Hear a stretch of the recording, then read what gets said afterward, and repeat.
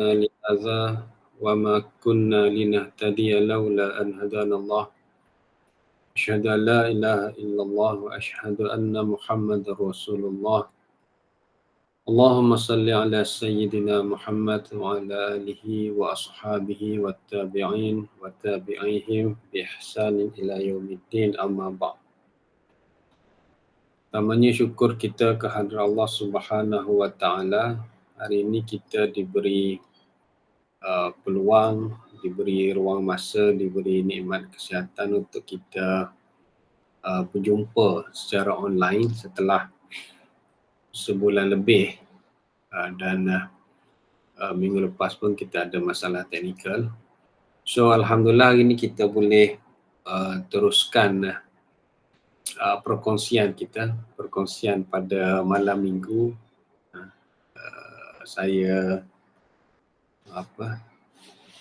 berkongsi apa yang saya tahu, pengalaman saya. Ada orang yang mahu mendengar, maka saya teruskan perkongsian lah. Saya tak pasti kalau kadang-kadang ada masalah internet ke, ataupun kadang-kadang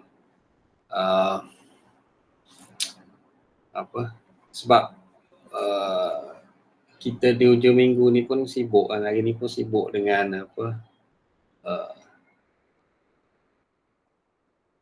jamuan hari raya. Jamuan hari raya, saya pun baru balik daripada jamuan hari raya dan saya just menyinggah mana-mana rumah saudara yang berdekatan dan kita dapatkan line internet dan kita jalankan kelas lah setakat mananya kita sempat dan ada kemampuan. So tajuk kita sambungnya ialah tentang tajuk dokumentasi hibah. Dokumentasi hibah ni lebih kurangnya kita buat konklusi ataupun kita buat kesimpulan selepas kita belajar tentang hibah. Kita belajar tentang hibah daripada hibah mutlak, hibah bersyarat, hibah takaful, hibah amanah dan hibah hartanah dalam gadaian. So saya akhirkan perbincangan itu dengan tajuk dokumentasi hibah. Dokumentasi hibah ni bukanlah bermaksud saya akan ajar cara bagaimana nak buat dokumen hibah ataupun saya bagi template macam mana nak buat dokumen hibah, sebab itu bukan cara saya ajar ataupun bukan aim tu. Sebab dia masalah juga kalau kita bagi template ni kalau tak faham. Dia jadi macam template tenancy agreement, dia dah berada di dalam alam siapa-siapa pun boleh copy and paste tenancy agreement. Last sekali bila benda tu tersebar, orang awam pun ambil tenancy agreement, buatlah tenancy agreement 5 tahun. Totally bercanggah dengan undang-undang. Sebab tenancy tak boleh 5 tahun. Tenancy dia 3 tahun je. Kalau lebih daripada 3 tahun dia jadi lease pula.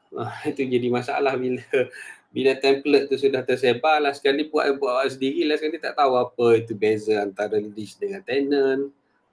Jadi banyak pula. Jadi saya juga ditegur oleh para rakan-rakan bijaksana supaya bukan kita nak kedekut tentang template, tetapi bukan itu cara bukannya kita tujuan untuk kita bagi template. Template tu carilah dekat AI ada kot, artificial intelligence. Yang pentingnya kita faham konsep bagaimana sesuatu dokumen hibah tu perlu didokumentkan. Kemudian bila kita faham benda tu, kita carilah template yang berkaitan dengan dokumen tu. Itu maksudnya. Bukannya saya bagi template satu-satu. Dia boleh juga kita bagi template apa semua. Itu dalam lebih kepada mungkin program yang bersifat coaching ataupun lebih kepada program-program yang lebih maknanya face to face dan lebih kepada training. Bukannya program online macam ni lah. So saya bukannya akan bagi template, cuma akan saya explain ataupun saya kongsikan bagaimana dokumentasi hibah itu dibuat dari sudut konsep dia tu. Kalau nak hibah pesen ni, dokumennya pesen ni, macam tu. So saya ingat itu boleh difahami lah. So kita akan terus kepada ni lah presentation.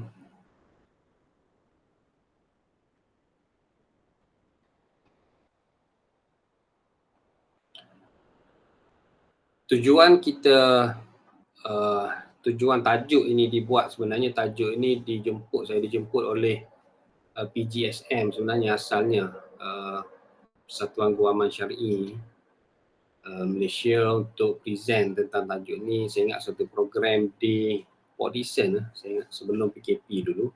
So saya just upgrade ataupun saya dah just tambah baik slide ataupun presentation saya daripada program tersebut lah. Tujuannya ialah supaya peguam syar'i yang buat dokumentasi hibah tu, ataupun peguam syar'i tu dia punya, kita kata, matlamat ataupun peserta yang datang pada program itulah, tapi sebenarnya dia juga sesuai kepada peguam cara dan juga kepada orang awam juga lah, untuk mengetahui tentang bagaimanakah penyediaan dokumentasi hibah mengikut pandangan saya.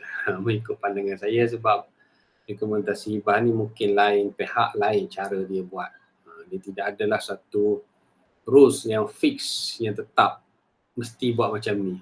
Dia mungkin ada orang, sebab benda ni benda develop, hibah ni sedang develop, so jadi macam-macam orang bagi pendapat. Tapi ini adalah pendapat saya, dan nak dengar perkongsian saya kongsi cara saya lah. Mungkin boleh jadi betul, boleh jadi tak betul, boleh jadi ada perkara-perkara yang tak perlu, tu saya terbuka kepada komen lah. Yang pentingnya dokumen hibah yang disediakan tu hendaklah patuh syariah, dan dalam masa yang sama hendaklah selari dengan undang-undang, dia tidak bercanggah dengan undang-undang. So kita review beberapa perkara. Kalau kita tak sempat bagi dokumentasi hibah malam ni pun tak apa, at least kita review dulu tentang hibah, sebab dia adalah penutup kepada tajuk hibah. Habis hibah ni saya akan buat wasiat pula. So hibah ialah satu akad yang mengandungi pemberian milik. Dia adalah satu pemberian milik, ada akad dia, ada ijab dan qabul oleh seseorang terhadap hartanya kepada seorang yang lain. So orang tu dia bagi harta kepada seorang yang lain pada masa hidup. Pada masa hidup, dia bukan bagi selepas mati, dia bagi memang masa hidup. Akad itu berlaku dan pemberian juga berlaku semasa hidup. Termasuklah segala macam hibah, apalah, hibah amanah ke, hibah bersyarat ke, hibah takaful ke, hibah tanah dalam gadaian ke, semua hibah adalah pemberian masa hidup. Pemberian selepas mati dia mengambil hukum wasiat, dia bukan hibah. Dan hibah ini dia tanpa apa-apa balasan, maknanya dia free of charge. Penerima hibah tidak perlu membayar apa-apa, bila iwadun, tanpa apa-apa balasan daripada penerima hibah. Bagi saya saja nak bagi, cuma kita selalu sebut sebagai balasan kasih sayang. So itu adalah hibah.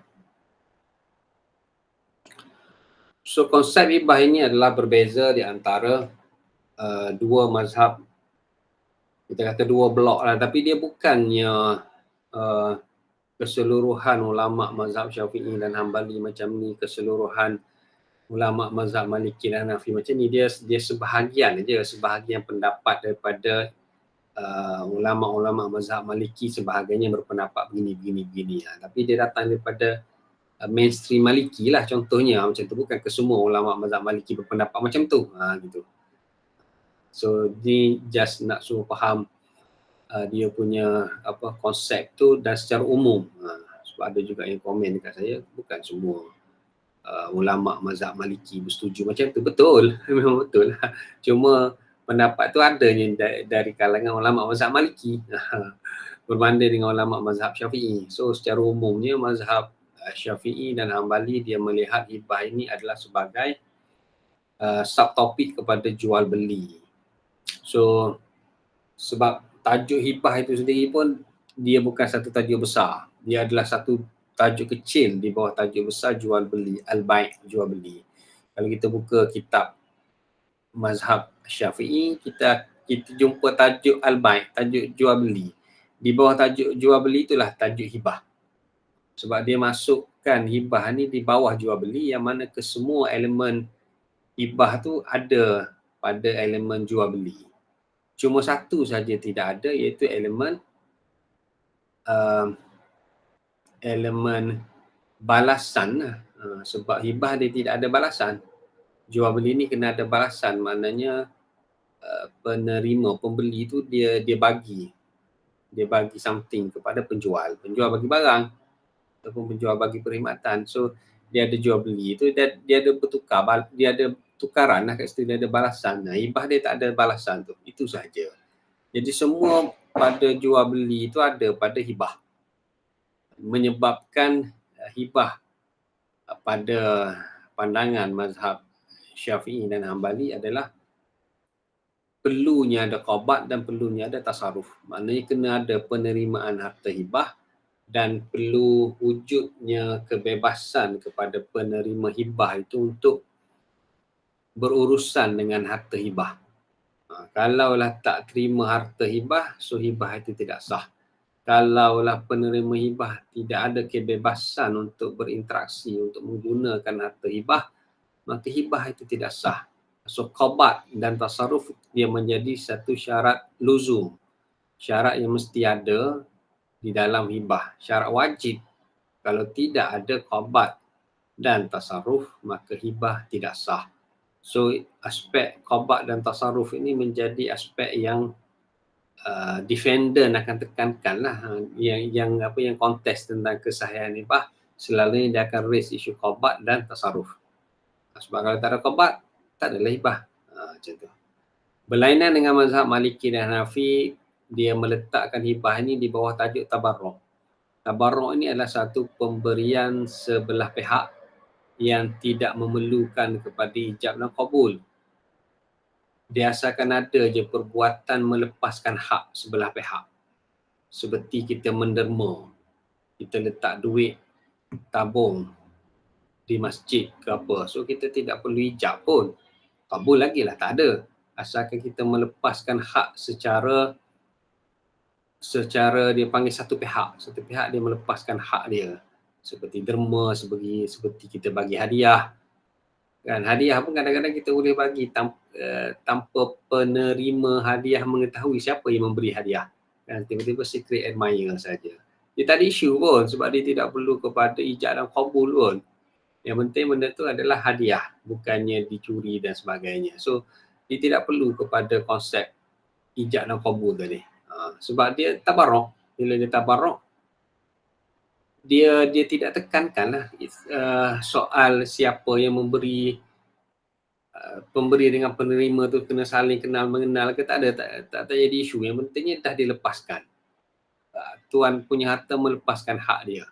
Sebab dia masukkan di bawah akad tabarruk, akad tabarruk. Jadi qabat dan tasarruf dia bukan syarat sah, tapi dia adalah syarat pelaksanaan. Maknanya tidak ada qabat dan tidak ada tasarruf, hibah adalah sah. Cuma dia still voidable, dia still boleh jadi tidak boleh dilaksanakan. Dia sah tapi tidak semestinya boleh dilaksanakan. Sebab qabat dan tasarruf adalah syarat pelaksanaan. So macam mana nak menyempurnakan hibah yang sudah sah tadi? Kita tengok pada aspek pelaksanaan. Jadi hibah tanah dalam gadaian adalah sah asalkan adanya izin daripada pemegang gadaian ataupun adanya doman, adanya jaminan daripada satu pihak yang menjamin pembayaran pinjaman tadi, pembayaran hutang tadi. Itu takaful lah zaman kita sekarang. Jadi dia sah. Tapi adakah dia boleh dilaksanakan? Tak semestinya. Tapi sah. So macam mana hibah itu akan jadi sempurna? Tengok pada aspek pelaksanaan. Kalau dapat dilaksanakan nanti, maka boleh dilaksanakanlah. Maknanya sah dan dapat dilaksanakan. Maknanya dalam mazhab Maliki dan Hanafi, dia ada hibah sah tetapi tidak terlaksana. Macam tu. Tapi mazhab Syafi'i ini kalau sah memang boleh laksana, memang sudah terlaksana pun. Sebab tu dia jadi sah. Yang ni dia sah tapi belum tentu boleh dilaksanakan. Tapi yang penting sah dululah. Macam tu. Bila dia dilaksanakan nanti, complete. Mana sempurna. Dia dah valid at the first place, tetapi dia bila tidak dapat dilaksanakan, maknanya dia akan jadi voidable balik. Tapi dia bukan void ab initio, macam tu. Dia adalah asalnya adalah valid, tetapi dia masih lagi mungkin tidak dapat dilaksanakan apabila contohnya takaful tak boleh nak cover kalau dalam isu hibah tanah dalam gadaian, ataupun kalau dalam hibah bersyarat, syarat-syarat itu tidak dapat dilaksanakan. So konsep jual beli dan konsep tabarruk ini yang membezakan ulama, yang menyebabkan isu hibah ini dia timbul pelbagai pandangan, kerana sama ada diletakkan sebagai jual beli ataupun diletakkan sebagai tabarruk. Kalau hibah takaful tu memang tabarruk lah, aku tu tabarruk. Awal-awal lagi dia definisikan sebagai tabarruk sebab dia sudah mengambil pendapat mazhab Maliki dan Hanafi untuk hibah takaful. Tapi bukan semua hibah boleh disamakan seperti hibah takaful. Kalau hibah hartanah, kita masih lagi berpegang kepada mazhab Syafi'i. Dan sebab kenapa hibah takaful berpegang kepada mazhab Maliki dan Hanafi? Sebab dia ada akta dia. Dia ada akta dia, dah dikanunkan, dah dikodify. Dia sudah dikanunkan sebegitu. Yang lain tak dikanunkan sangat. Tak dikanunkan lah, memang tak dikanunkan pun sebab nama hibah hanya ada negeri Kelantan yang entah bila akan dilaksanakan pun. Tak diwartakan pun sebab Kelantan pun payah untuk digazetkan pelaksanaan tu sebab dia ada banyak lagi isu perjawatan, kita kata pendaftar hibah dan sebagainya, banyak lagi lah. Tapi at least drafted lah, dari segi kononnya dia di-codify lah, at least sudah dikanunkan. So rukun hibah ada 4: pemberi hibah, penerima hibah, barangan hibah dan adanya ijab kabul. Pemberi penerima barangan ni memang confirm lah kena ada, cuma ijab kabul inilah yang menjadikan hibah itu dia special. Sebab kalau yang kalau kita nak kata hadiah ke derma ke, dia tak ada ijab kabul pun. Tapi hibah dia kena ada ijab dan kena ada kabul. Kecuali hibah takaful lah. Takaful dia tidak ada kabul, sebab tu kadang-kadang pemilik polisi tu at any time dia boleh tukar saja penerima hibah tu, at any time saja dia boleh tukar kan. Dulu buat isteri dia penerima hibah, tiba-tiba isteri sulit jadi penerima hibah, boleh dia at any time sebab dia tidak perlu pada persetujuan penerima hibah pun, penerima hibah tak tahu pun. So iyalah, tak apalah, sama ada benda terbaik ataupun buruk itu isu lain, sebab sudah pun dikanunkan sebegitu rupa lah. Sebab nak ikut tabarruk jadi macam itulah. Kalau nak ikut mazhab Syafi'i, penerima tahu ada baiknya juga. Ada baiknya juga. Tapi tak perlu penerima tahu pun sebab barang free. Barang free katanya Imam Malik. Maknanya katanya mazhab Maliki. Suka hati aku nak bagi kat siapa. Tak perlu tahu pun. Tabarruk tak perlu tahu pun, penerima tu lepas mati boleh tahu. Apalah itu benda-benda khilaf. So kita melihat kepada aspek mazhab Syafi'i lah, kecuali yang dikecualikan. Seperti hibah takaful adalah pengecualian kepada perkara-perkara yang asal. Syarat pemberi hibah, so pemilik yang mutlak, milik utam, pemberi itu adalah pemilik mutlak terhadap harta tu. Harta tu sendiri adalah bebas, dan pemilik itu dia adalah pemilik lah, dia bukannya pentadbir ataupun dia bukan pemegang amanah. Berfikiran waras, rasional, bukan gila, baligh, bukan kanak-kanak. Dia bukan isu baligh dari sudut fiqh, mimpi ataupun datang bulan, haid tu dia adalah majority, kanak-kanak mengikut takrifan sesebuah negara. So Malaysia 18 tahun lah, kecuali takaful 16 tahun.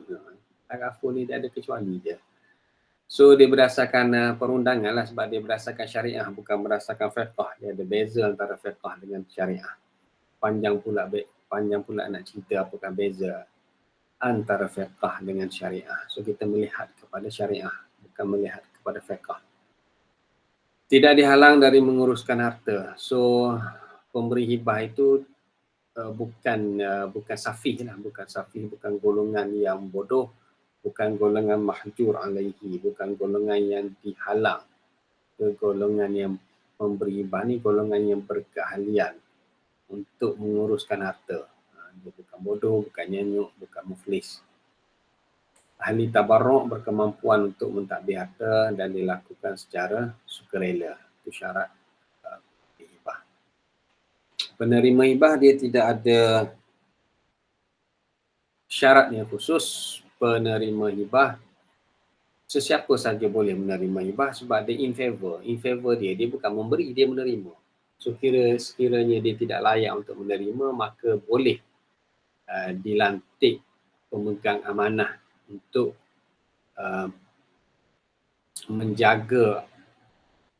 menjaga harta penerima hibah yang tidak layak ataupun tidak mampu untuk menguruskan harta, seperti orang gila, kanak-kanak.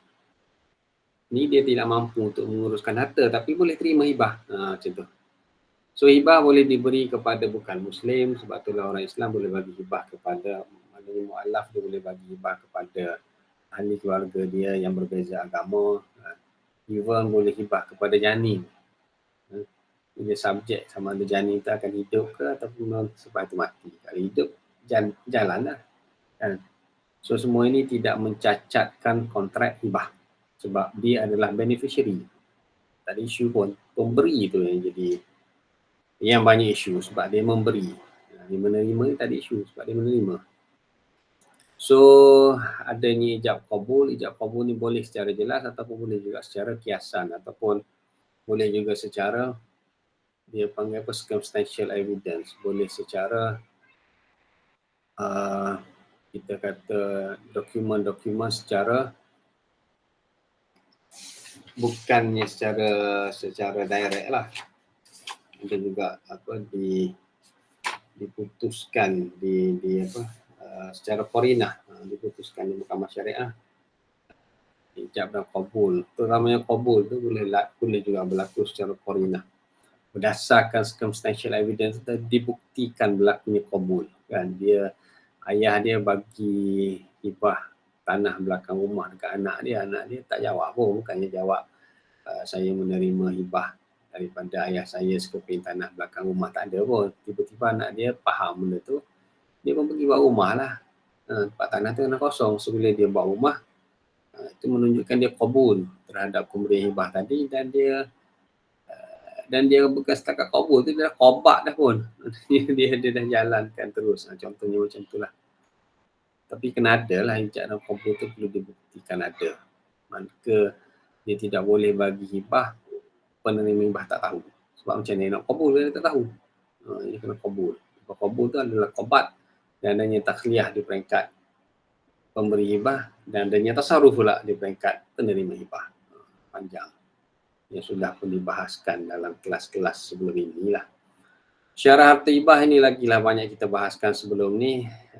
Harta itu adalah hartanya wujud semasa hibah. Ini mengikut pendapat mazhab Syafi'i lah. Dia tidak boleh hartanya akan wujud.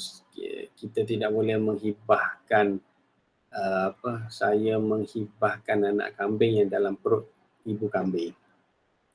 Maknanya harta tu belum lagi wujud, belum, cuma wujudlah janin tu. Wujudlah janin tu. Janin sebagai harta hibah tu tak boleh. Janin sebagai penerima hibah boleh. Saya hibahkan kepada anak saya yang sedang dikandungkan oleh isteri saya, itu boleh. Sebab dia penerima hibah. Saya menghibahkan anak kambing yang di dalam perut ibu, itu tak boleh sebab harta tu belum lagi wujud. Wujud dalam perut, dia belum lagi terpisah dengan ibu dia. Harta hibah tu adalah wujud. Kan? Dalam wujud secara berasingan semasa hibah. Dia tidak boleh in future. Gift in future tu tak boleh. Saya dengan ini menghibahkan anak kambing yang sedang dikandungkan oleh ibu kambing ni, sebab ibu kambing ni pun ibu kambing saya, so saya hibahkan anak ni kepada kawan saya sebab dia sibuk nak pelihara kambing, yang saya hibahkan terus. So nanti maknanya kambing tu melahirkan anak tu terus je bagi. Tak boleh, dia kena beranak dulu barulah hibah anak kambing tu. Dia tak boleh akan datang macam tu mengikut mazhab Asy-Syafi'i. Tapi dibolehkan kalau mengikut mazhab Hanafi lah, sebab dia kira hak terhadap kandungan ataupun anak kambing dalam perut ibu tu hak kepada tuan tu. So dia menghibahkan hak dia tu. Hak tu adalah harta. Tapi tak boleh mengikut mazhab Syafi'i lah sebab harta tu perlu wujud secara berasingan. So harta hibah, harta halal dan harta yang bernilai. Harta yang ada nilai. So tidak boleh menghibahkan najis lah. Kecuali najis zaman paleolitik. Itu nilainya besar lah kot. Kalau najis yang ni tak ada nilai lah.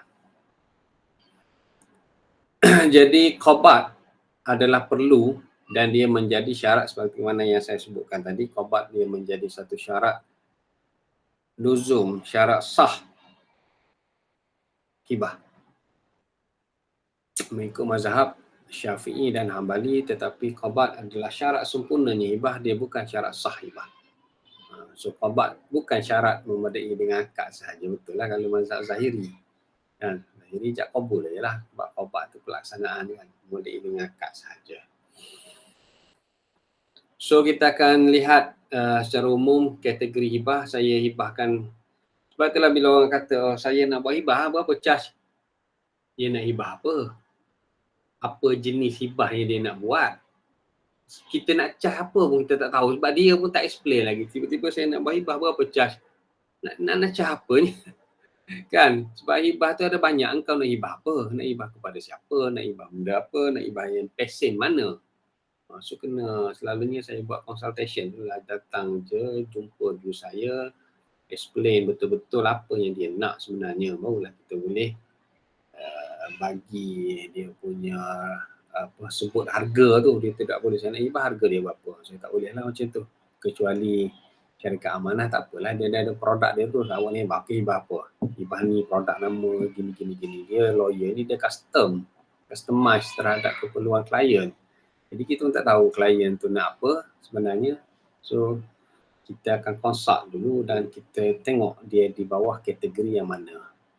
So hibah boleh jadi hibah hartanah ataupun hibah tunai. Saya pecahkan dulu kepada kita panggil harta hibah. Sama ada dia nak hibahkan hartanah dia ataupun dia nak hibahkan wang tunai.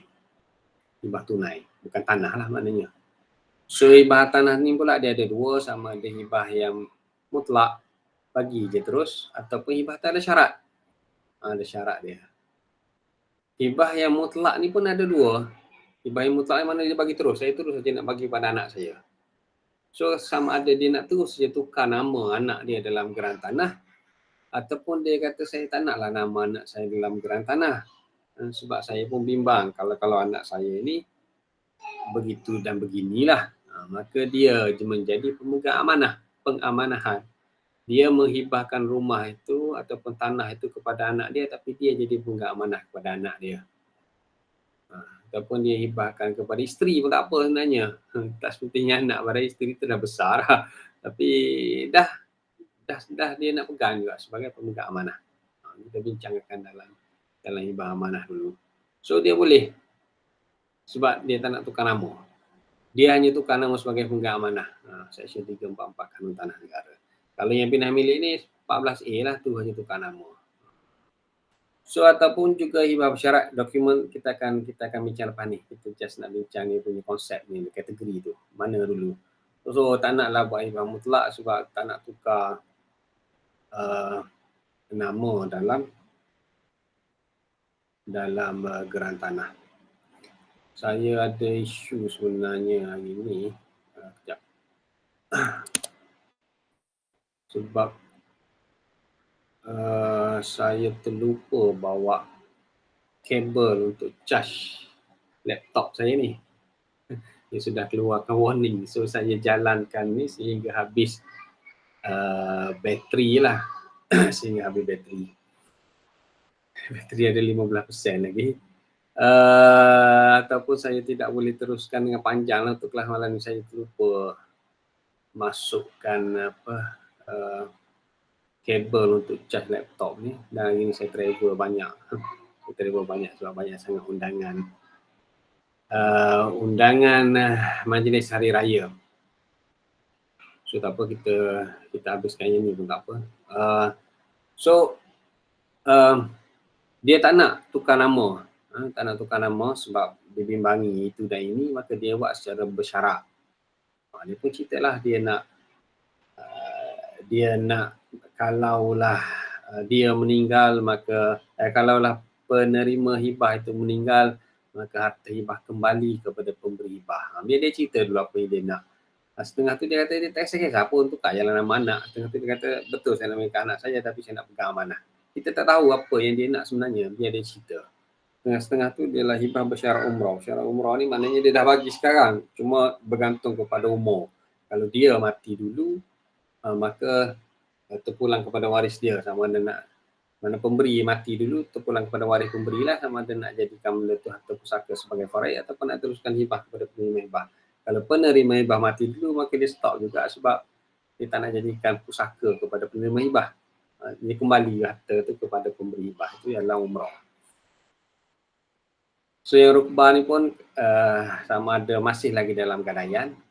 Sebab dalam gadaian ni bagi saya dia ada rukbah lah sebab dia boleh tarik balik anytime pun. Kalau yang bebas hutang sama ada dia nak letak syarat ni ataupun dia boleh buat mutlak lah sebab dah ambil hutang. Kalau nak letak syarat pun boleh. Kalau yang kategori tunai pun, kategori tunai ni sebenarnya kita tak boleh buat di bank pun. Kita kena letakkan duit tu di institusi yang buat, sama ada di tabung haji ataupun di ASNB. Kalau yang mutlak ni adalah hibah amanah tabung haji, kalau yang bersifat rukbah ni adalah hibah amanah ASNB.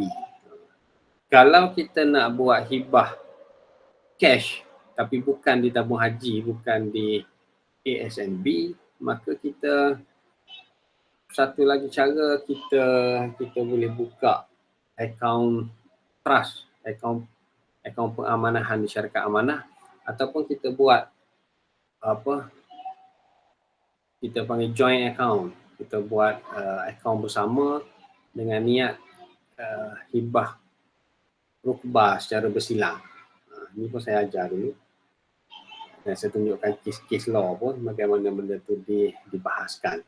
Cuma kadang-kadang kalau kita buat joint account tu dia punya pulangan dividen tak banyak. Jadi tak dalam joint account tak banyak. Baik letak tabung haji, tapi tabung haji mutlak lah pula. Baik letak di ASN, ASB tak patuh syariah pula. Oh jadi payah saya jumpa seorang klien tu. Semua yang saya cadang semua dia tak setuju. Nak bagi hibah tunai kat isteri dia. Saya kata buat joint account, dia kata joint account tak banyak lah dividen. Saya kata buat tabung haji tak sedap lah sebab kalau isteri dia mati dulu jadi pusaka isteri pula dia tak nak. Dia nak kembali kepada dia. Saya suruh pergi SN, SB, dia kata benda tu dia bagi dia tak patuh syariah pula sebab adanya saham yang tidak patuh syariah. Ini semua tak betul. Jadi saya pun tak tahulah nak buat apa dekat tuan. Boleh juga sebenarnya dia buat akaun pengamanan di syarikat amanah, tapi itu pulangan dia tak banyak. Pulangan dia macam FD je, macam fixed deposit sahaja. Jadi macam-macam orang dia. Macam-macam. Bila konsak sampai 2 jam tu pun tak boleh nak decide lagi kan. So bila hibah kita kena pastikan betul-betul dulu apakah jenis hibah yang klien itu niatkan yang sebenarnya, dan setelah kita mengetahui hal tersebut barulah kita boleh menyediakan dokumen. Ini adalah hibah bersyarat yang saya explain lah. So saya ingat saya tak boleh nak proceed, saya minta maaf banyak-banyak, saya tak boleh nak proceed lebih-lebih sebab memang memang laptop punya bateri ni tinggal, laptop punya bateri memang dah nak habis. So sebelum dia habis dengan secara tidak sengaja, saya ingat untuk kelas yang mula-mula ni kita warming up macam tu lah. kita warming up sekadar, saya ingat dalam dekat dengan 35 minit je lah kita hari ni. So saya akan sambung minggu depan tentang dokumentasi hibah dengan lebih detail, dan kita punya admin Ustaz Burhanuddin dia akan dia menjadi tetamu Allah, dijemput untuk menunaikan fardu haji pada tahun ini. Dan saya ucapkan semoga mendapat haji yang mabrur. Tapi tak apa, saya akan dapatkan admin yang baru lah. Itu soal teknikal je. Cuma sebelum ni akaun ini disponsor oleh Ustaz Burhanuddin. Ustaz Burhanuddin bayar Google dan benda ni boleh dirakamkan dan saya boleh upload ke YouTube channel saya dan mendapat manfaat lebih banyak lah. Setengah-setengah tu saya edit dan masukkan dalam TikTok. So kita ucapkan semoga Ustaz Burhanuddin mendapat haji yang mabrur dan kita doakan yang baik-baik lah untuk kita. Kita ada beberapa hari lagi untuk teruskan puasa 6 bagi mereka yang belum cukup. nak cukup kemudian banyak sangat pula undangan. So tak apa, saya ingat untuk malam ni itu sahaja. Apa yang baik datangnya daripada Allah Subhanahu Wa Taala. Apa yang lemah tu kerana kekurangan saya. Saya manusia biasa, terlupa. Buka-buka beg tak ada pula charger. So tak apa, si baik boleh juga kita teruskan dalam 30-40 minit hari ni dan saya akan sambung.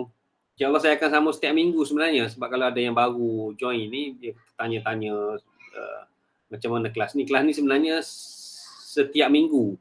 Setiap minggu hari Sabtu malam Ahad 9.30 malam hingga 10.30 malam. Kadang-kadang kita rasa macam alamak waktu ni lah yang kita nak lepak-lepak ke, tapi iyalah kalau anda pun rasa nak lepak-lepak, saya pun nak lepak juga sebenarnya. Saya pun nak lepak juga. So saya ingat kita stick kepada hujung minggu tu sebab kalau waktu bekerja saya lebih tak ada masa sebab kadang-kadang terpaksa stay back dan sebagainya lah. So saya sudahi dengan wabillahi taufiq wal hidayah. Wassalamualaikum warahmatullahi taala wabarakatuh.